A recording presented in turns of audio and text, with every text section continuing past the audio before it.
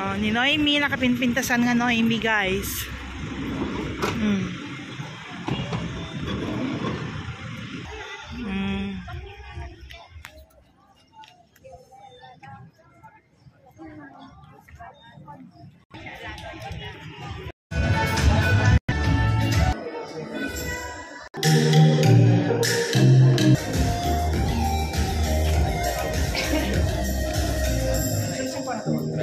Guys. Ayun na.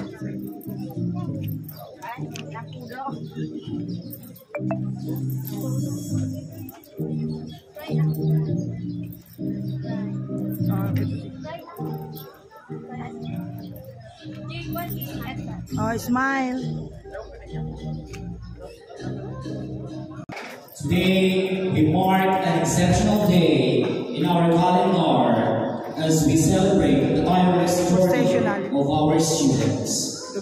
Ladies and gentlemen, welcome to the 10th moving up ceremony of the Luxor Polytechnic State College Santa Maria Campus Laboratory High School with the theme Empowering Communities Through Academic Excellence and Innovation. And now, stand and behold the professional march. Let us all welcome the grade 10 completers with their parents.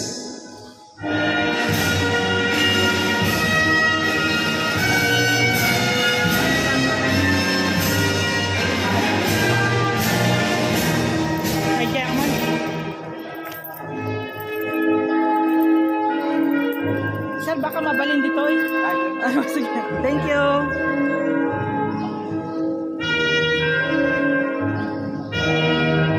Okay,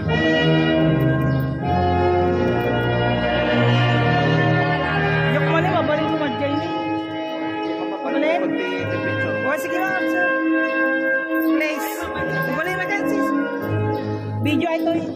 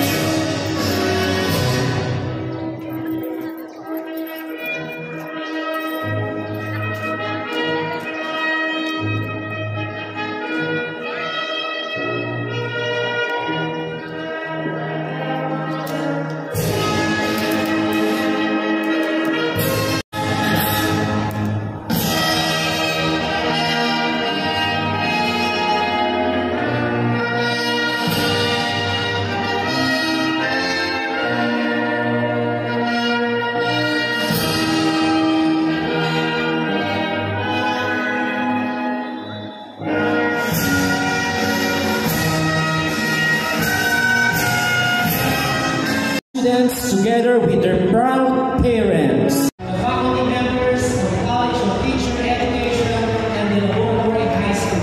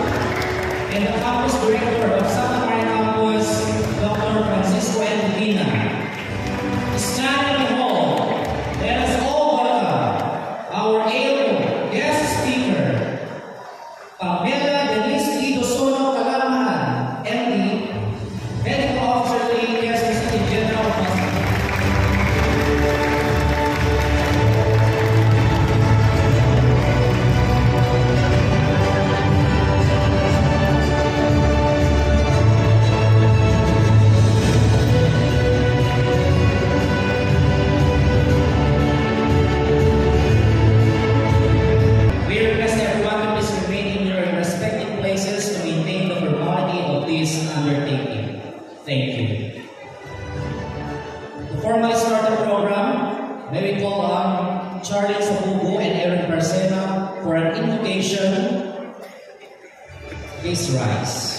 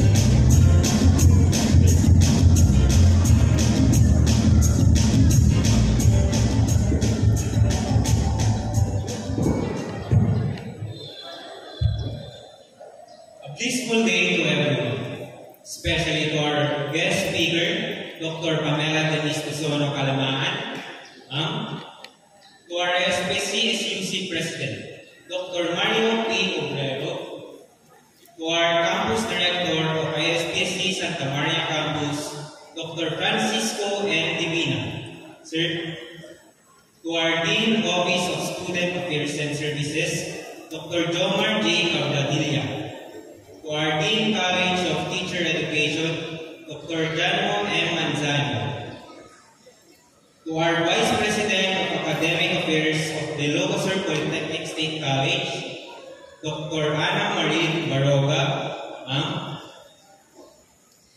to our Principal of Junior High School of the Laboratory High School, Dr. Arlene P. Ablo, to our teaching and non-teaching staff, to our 7 completers broken down as follows: 22 males, please, eyes, and 25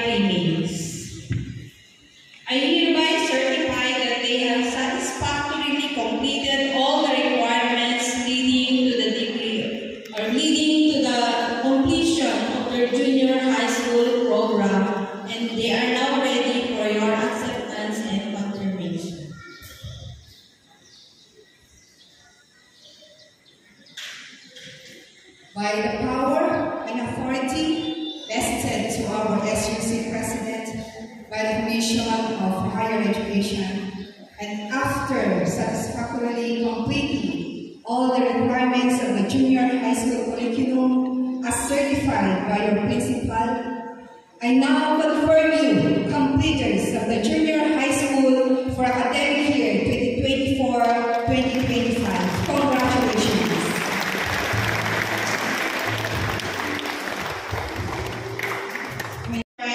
Gratitude that we welcome today's guest speaker, a beacon of medical excellence and human compassion, Dr. Pamela Denise D. Dusono Calamacan. Medicine. And perhaps that's exactly why we can relate to each other. Because like many of you, I am still navigating challenges, still asking questions, and still becoming. About 14 years ago, I stood right here on the same grounds, delivering a speech on behalf of my batch. Since then, my journey too has been anything but easy or straightforward. It's been full of highs and lows, successes and setbacks. Let me share one moment of the journey. Back then, we didn't have senior high school yet. So when I was in fourth year high school, I set my heart on studying nursing at the University of Santo Tomas. UST was my dream school. And I want to become a nurse because my sister is a nurse and my relatives are nurses. So I dream about it every day. I prayed for it, and then I took a step with all the hope in my heart. Then one morning, I checked the website for results, and I didn't pass. It was one of the most heartbreaking moments of my life. I couldn't get over it. I was crushed, sad, frustrated to myself. I would see posts from people who got in, and I felt defeated. I questioned myself. I had studied hard, and I believe I deserve it. So why I didn't make it? So eventually, I had to pick myself up, and I told myself, okay, you might not be a growing tiger, but you can still become a nurse.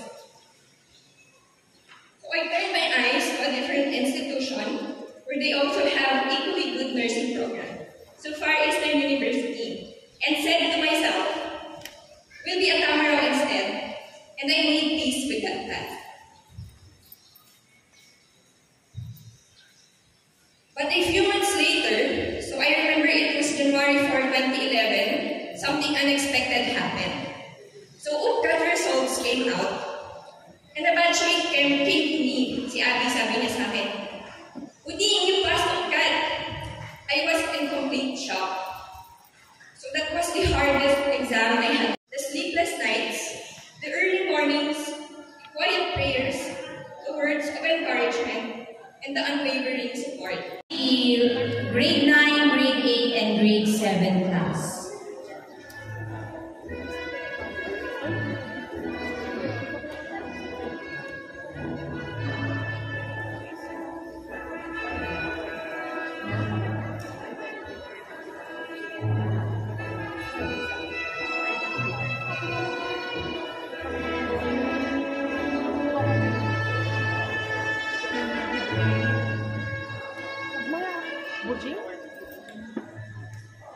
Starting with Campos Clark Jenkins Special G with high honors.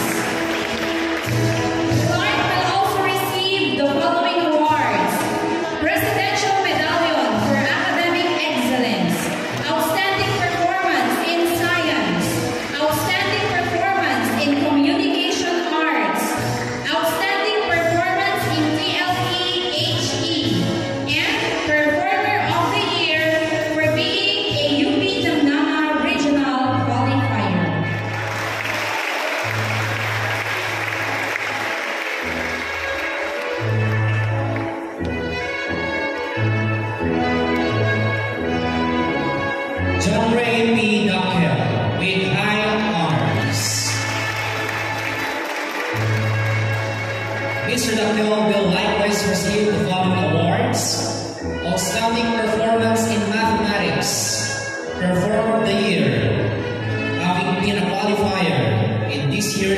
represent the Philippines Namnama Regional Finals.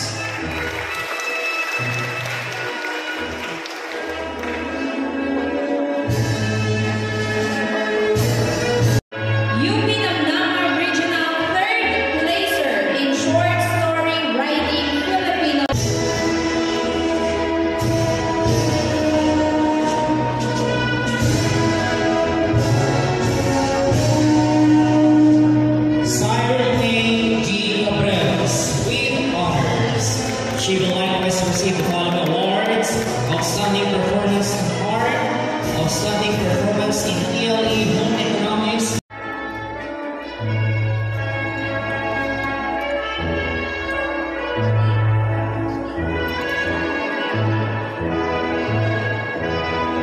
Daphne Jewel B. Caceres with honors.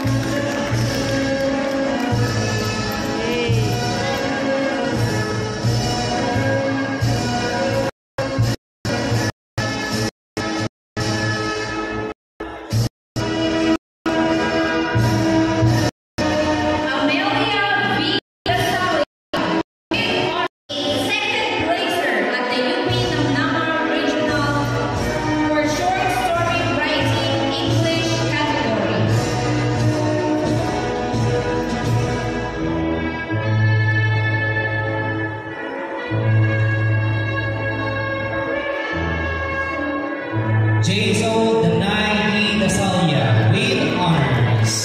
She will likewise receive the following awards: Outstanding Performance in Social Studies, Outstanding Performance in ELE ICT, and Performer of the Year, UP Namnama Regional Qualifier.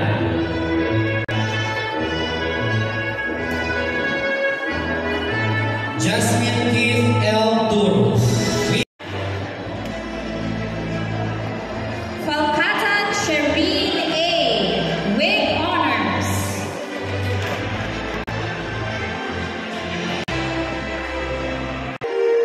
Tia Dominic with honors.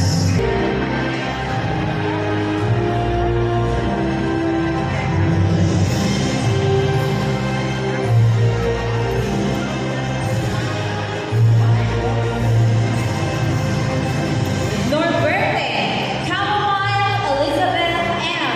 with honors.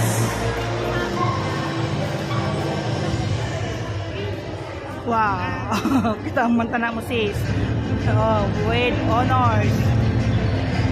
Oh, di ka Momay. Congrats kay Momay. Oh, smile. Now, Triana Sai S. with honors. Ka Momay.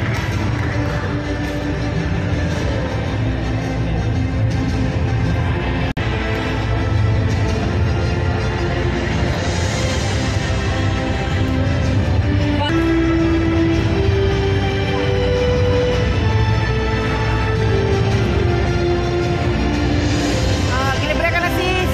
With honors smile.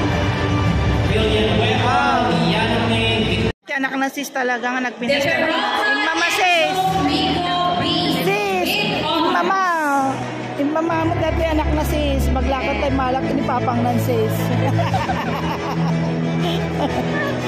O diba? Nagpintas. To the awarding of honor students from grade 9 Amethyst, starting with Dominguez Ashley Joy Princess A with high honors.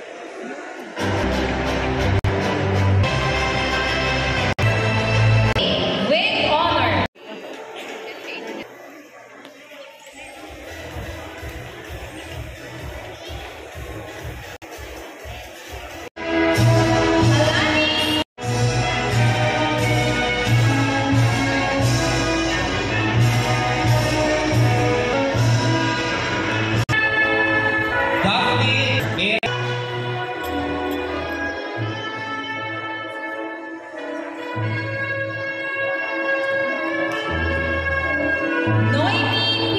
Dantin, Capcaburaw, Burgos, Ilocos Sur. Parents, Andres Dantin and Shirley Dantin.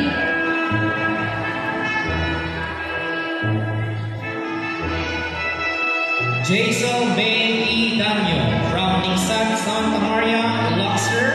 Parents Maxwell G. Danyo and Jennifer D. Danyo.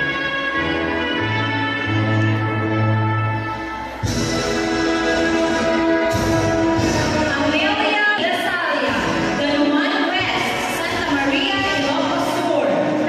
Luxor. Parents Jessie D. Dasalia and Cecil D. Dasalia.